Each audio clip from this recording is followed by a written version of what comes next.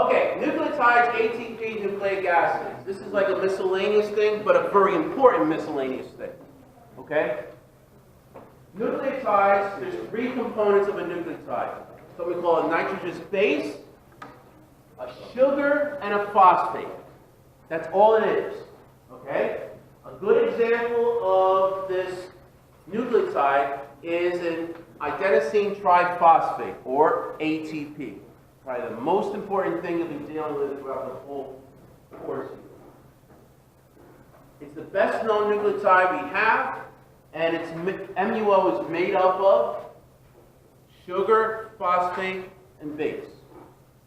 The base that we're dealing with is adenine. The sugar is something called ribose. Again, OSD is a sugar.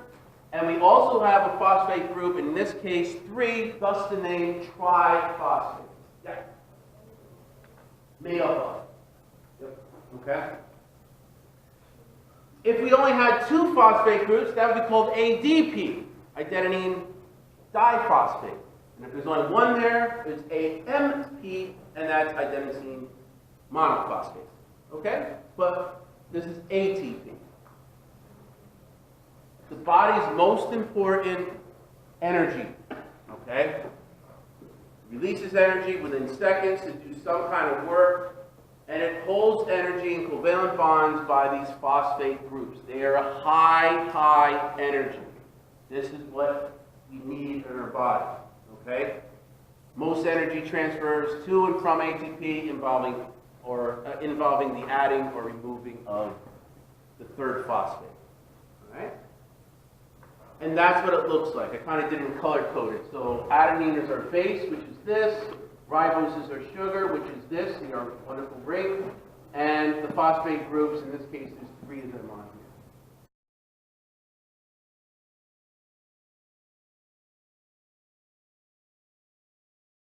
You won't have to draw it out, but you can recognize now maybe a sugar is there.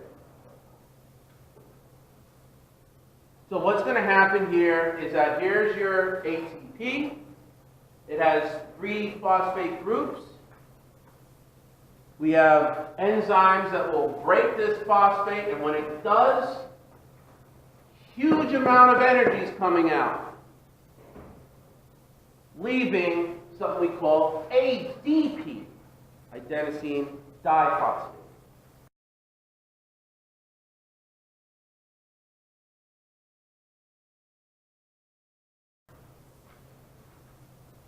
And the phosphate's there that could be added on to another ATP or AMP later on.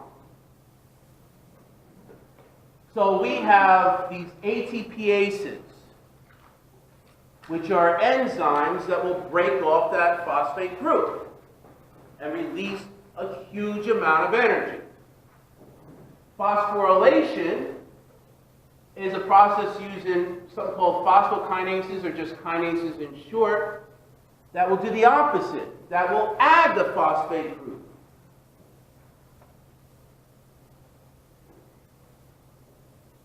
We'll get all into this later on. Now, here's something I just want to tell you.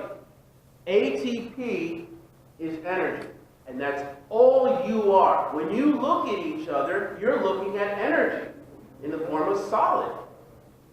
Okay? That's what you're looking at. Okay? Now, there's 2 main ingredients that make ATP. All right? What are those 2 main ingredients? Glucose and oxygen. Where do you get all your glucose from? The food. Where does all the oxygen come from? Air. If you suffocate, you die. Is there something funny here? Well, from plants, right. And we're going to show you how that comes together, right? Oxygen comes from plants. But what I'm saying is, it's from the air, oxygen is from the air, glucose is from the food. So if you suffocate, you're dead. If you starve, you're dead. Right? So you need a constant supply of glucose and oxygen to make ATP. Now, granted, there's other things you need. You need sodium, you need all that. But those are, in order to make potato chips, you spilling? Oh, it wasn't a computer. Okay. the thing is, yes, you need other things, but to make potato chips, the two main ingredients you need is oil and potatoes. I mean, you need people to help run the factories. You need the machinery to run the factories. You need bricks. You need bags to put the potato chips in. Sure. But you're not going to make potato chips if you don't have potatoes and oil, the two main ingredients. So you need oxygen and glucose to make this. If you don't breathe or eat, you die. Okay? Keep this in mind because that's what this whole course is going to be about. That's what nutrition is going to be about. That's what organic chemistry, regular chemistry, anatomy and physiology, other biology courses, it's all about ATP.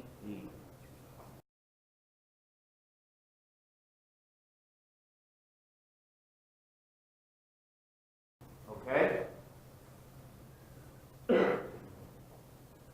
To show you how important ATP is, if your body makes a whole supply of ATP, we're using it up in 1 minute. So we need to make more rounds of ATP. When you're sleeping, studying, doing whatever, you're always making ATP because you're using it up, whether you're breaking down stuff with enzymes or whatever you're going to do. You need energy. So an entire amount of ATP in the body would support life for just less than a minute. You always constantly need to make this. And by the way, if you ever hear of cyanide poisoning, the place that actually makes ATP is a place in the cell called mitochondria. And what cyanide poisoning does is that it stops the synthesis of ATP. The person will die instantaneously. Okay?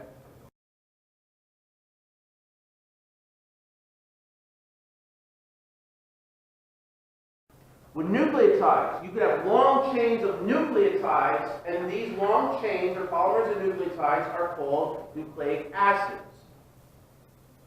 And there's two major types of nucleic acids. We're going to be talking about RNA. Okay? DNA, deoxyribonucleic acid, 100 million to 1 billion nucleotides all strung together. We'll talk all about that in the next few weeks.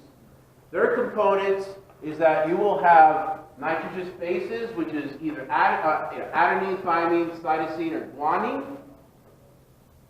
We'll get into that later. The sugar is called deoxyribose, and you also have a phosphate group. This is going to constitute genes. Not genes, but genes, right? It's instructions to make proteins and things, okay? Ribonucleic acid, RNA, there's 3 different types. We'll get into those later on. But they're about 70 to 10,000 nucleotides long. And the big thing here, yes, the components is still a base, a sugar, and a phosphate. But hint, hint, do understand what's different about them. There is no thiamine in RNA.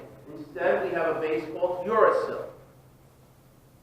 And the sugar has an added oxygen to it, so it's not deoxyribose, it's just ribose sugar.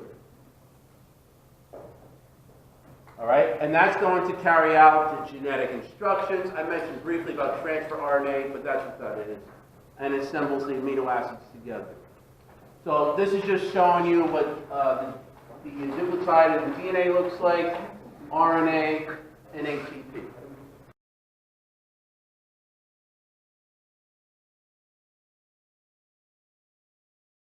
Okay? Questions? No? All right, we did good. We covered all the material.